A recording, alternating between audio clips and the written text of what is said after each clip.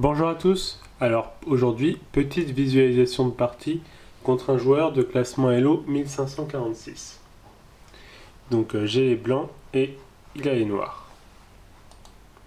Alors D2, D4, D7, D5, cavalier en F3, avancée du pion en E6.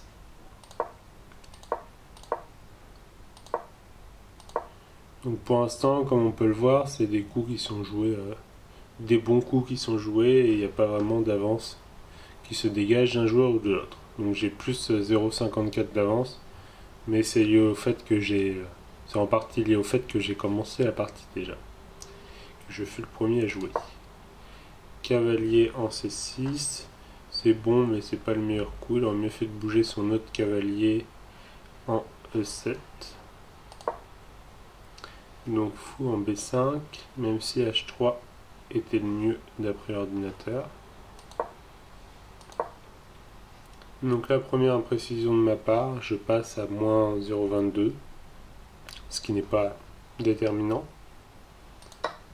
Donc alors là s'ensuit un échange de pièces, donc il prend mon cavalier avec son cavalier en E5. Je reprends avec le fou. Et là bien sûr, il n'avait pas ce qu'il devait faire, c'était reprendre avec ce fou là. Parce que si jamais il prenait avec ce fou là en premier, je pouvais à la fois lui prendre son fou et sa tour qui se trouvait derrière. Donc prise du fou en E5, échec au roi avec la prise du fou en D7, reprise avec la dame et reprise avec le pion. Et là je suis à moins 0,16, donc c'est une situation toujours quasiment égale. Donc je mets ma dame en D4, donc là je suis passé à moins 0,02. Et c'est là que la partie bascule, que mon adversaire commet une gaffe, avec la prise du pion en E5.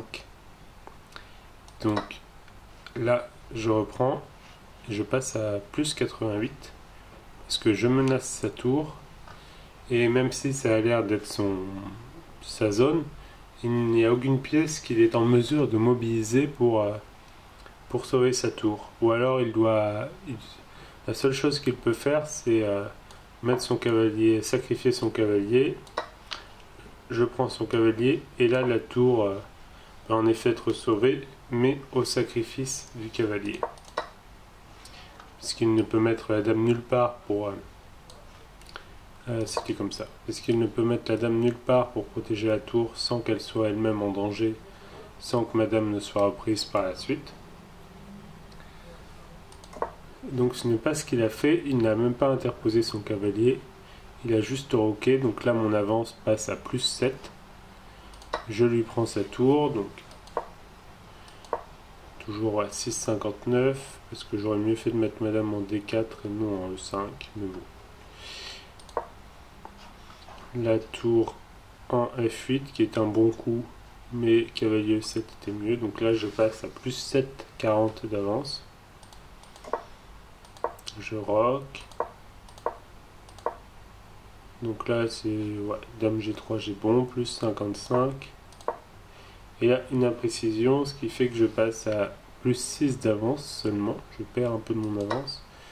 Cavalier E3. Encore une imprécision, je passe à 4,76. Ce qui lui permet de faire une fourchette. Fourchette que je ne trouvais pas ça...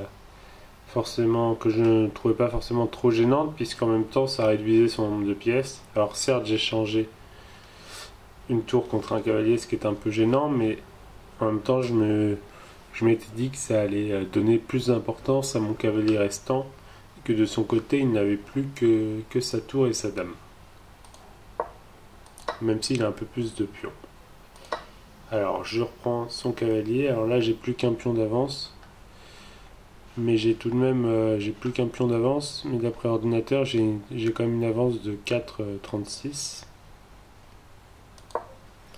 Donc dame en E7, mon avance passe à 5,09 parce que c'est un bon coup, mais ce n'est pas le mieux qu'il aurait pu jouer. Et là, je commets une gaffe et mon avance n'est plus que de 0,16. Parce que, effectivement, en fait, en mettant mon cavalier là, son pion était cloué parce que si jamais il prenait mon cavalier, je lui reprenais sa dame. Donc il ne pouvait pas prendre le cavalier. Mais ce qu'il pouvait faire, c'est me faire échec au roi. Et c'est ce qu'il a fait. Et là, plus rien n'empêche son pion de prendre mon cavalier. Donc voilà comment on perd un cavalier bêtement. Donc je mets mon roi à l'abri.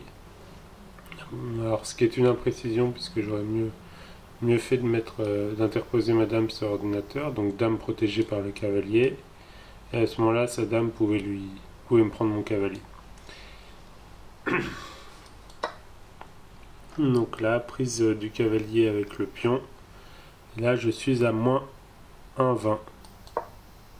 Donc tour en E1 qui est une erreur, moins 2,94.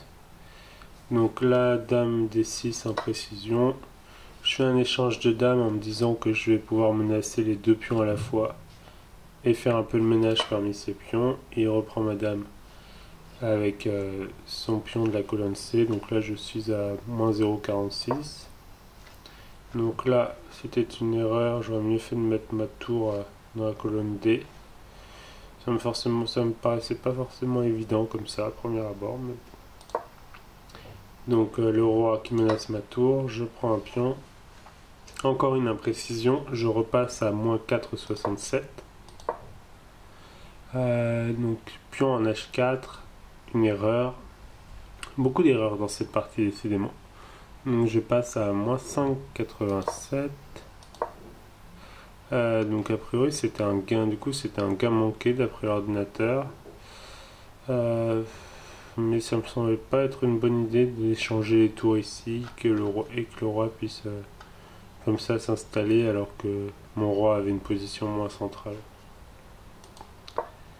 Donc E5 est un gain manqué, donc là je repasse à plus 0,19. Il aurait mieux fait de mettre son roi en C6. Donc là je menace sa tour et je protège ma tour en même temps. Et donc là il fait un échange de tours, ce qui est une gaffe. Je repasse à plus 4,03. Et donc c'est une gaffe parce que ça me permet d'asseoir ma position et d'avoir une position privilégiée pour amener l'un de mes pions à dame. Je reprends sa tour avec mon pion et comme ça me permet aussi de créer une structure de pion parfaitement protégée. Et la seule façon qu'il a de détruire cette structure, c'est de ramener son roi ici et de prendre le pion qui se trouve en G3. Et donc là il est un peu bloqué parce que soit il protège les pions ici avec le roi et dans ce cas là il n'y a personne qui empêche le pion d'aller à dame, soit je prends tout et de toute façon il est obligé. De toute façon s'il va jusqu'à cette case pour détruire la structure de pion, il ne pourra rien faire ensuite pour empêcher le pion d'aller à dame. Donc à précision, voilà, je me rapproche. Et là, il décide d'abandonner. Parce que évidemment, je vais lui prendre tous ses pions. Et lui, il ne pourra rien faire pour empêcher ce pion-là en G5 d'aller en G8 et de faire une belle dame.